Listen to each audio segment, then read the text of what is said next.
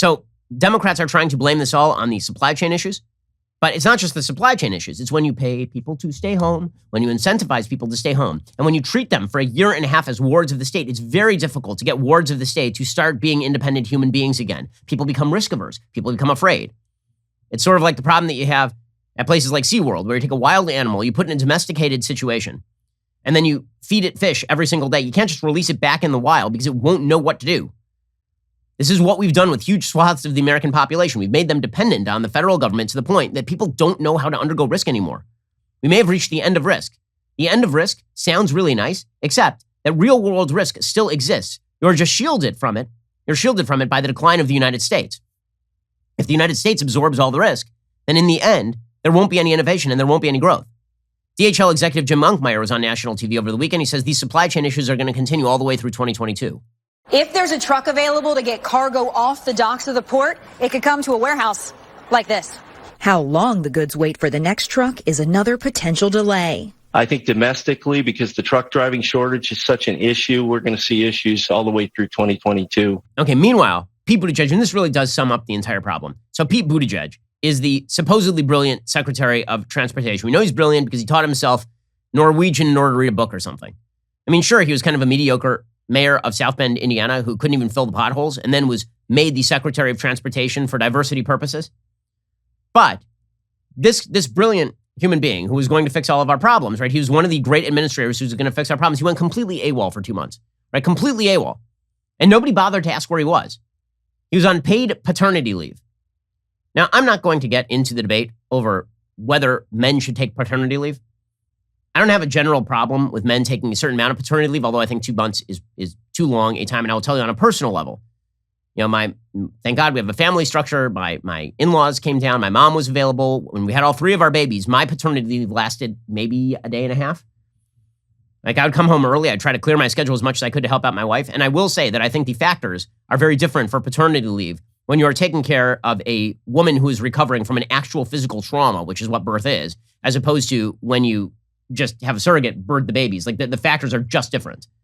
That's not to say that Pete Buttigieg isn't contributing at home. That's fine. I don't want to pay for it. And not for 2 months. You want to pay for it for 2 weeks. I get it.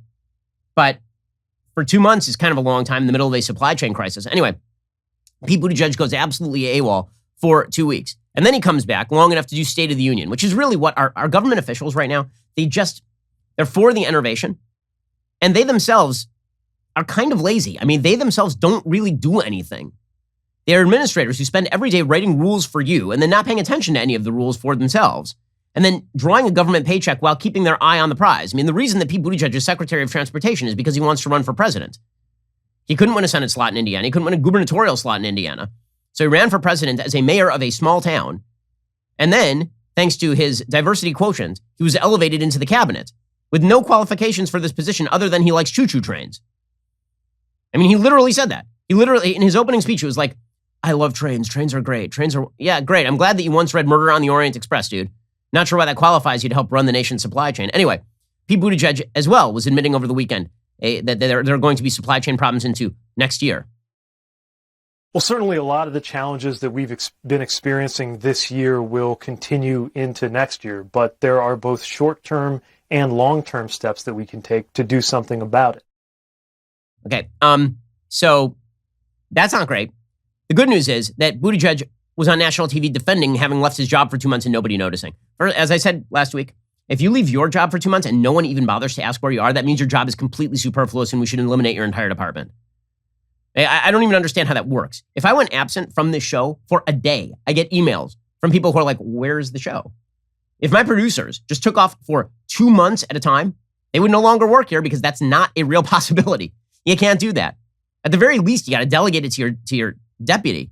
Okay, but here's Pete Buttigieg saying paid family. So now he's going to tell us how hard he is working as a father with his co-father husband, taking care of babies. Like, again, not to demean family work because, you know, working at home is a thing and being with your kids is definitely a lot of work. I just came off a weekend of being with my kids. It's a lot. But you're being paid to be Secretary of Transportation. I don't think the debate here is not over whether men should spend more time with their kids. The debate here is whether the federal government should pay men to spend more time with their kids while completely abdicating their jobs in the middle of an inflationary shipping crisis. Here is Pete Buttigieg defending staying home and feeding the babies while completely abdicating his job. Paid family leave is important. It's important as a matter of family values. It's important to our economy. And one more thing that I think is maybe underappreciated, when somebody welcomes a new child into their family and goes on leave to take care of that child, that's not a vacation. It's work. It's joyful, wonderful, fulfilling work.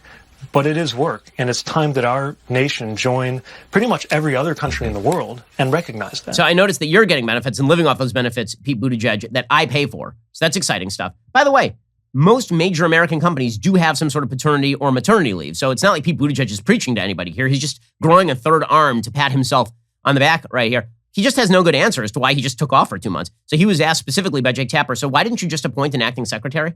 Like, you were just gone. So the answer here, by the way, is the entire Biden administration should go on paternity leave. Like, all of you, just go away.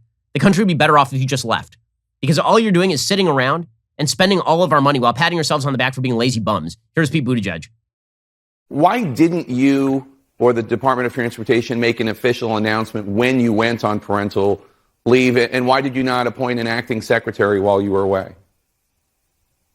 Well, so the way this works is there is a deputy secretary, Polly Trottenberg, who's doing phenomenal work and who, as deputy secretaries do, can fill in when a secretary is not available. Now, look, even though I've been on paternity leave and I'm proud of it, obviously, given the nature of my job, when you take a job like mine, you understand and accept that you're going to have to be available 24/7, depending on what's going on, and you're going to have to engage, and I did. Okay, he didn't. Literally, no one knew he was gone for 2 months. No one knew he was gone.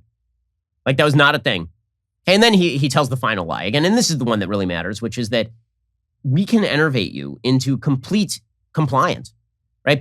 You shouldn't worry about any of the economic problems you're seeing. You shouldn't worry about the inflation. You shouldn't worry about the fact nobody's going back to work. It's actually good. All of this is good, right? Sure, China's firing hypersonic low-orbit missiles to test against the United States.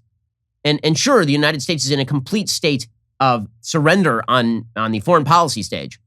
And sure, we are facing extraordinary rates of inflation. We are facing people not going back to work. We are facing a completely enervated American public. But this is all good, according to Pete Buttigieg. Part of what's happening isn't just the supply side, it's the demand side. Demand is off the charts. Retail sales are through the roof. And if you think about those images of ships, for example, waiting at anchor on the West Coast, every one of those ships is full of record amounts of goods that Americans are buying because demand is up, because income is up, because the president has successfully guided this economy out of the teeth of a terrifying recession. Okay, is that what's going on right now? Is that this commander-in-chief has guided the economy out of a terrifying recession? Because I'm getting the impression that this commander-in-chief is guiding America into a recession for no reason at all, considering we put the entire economy of the United States into an artificial coma for a year. We're in a battle for the culture and for our values. Like and subscribe to help keep our videos on the front line of the fight and top of your feed.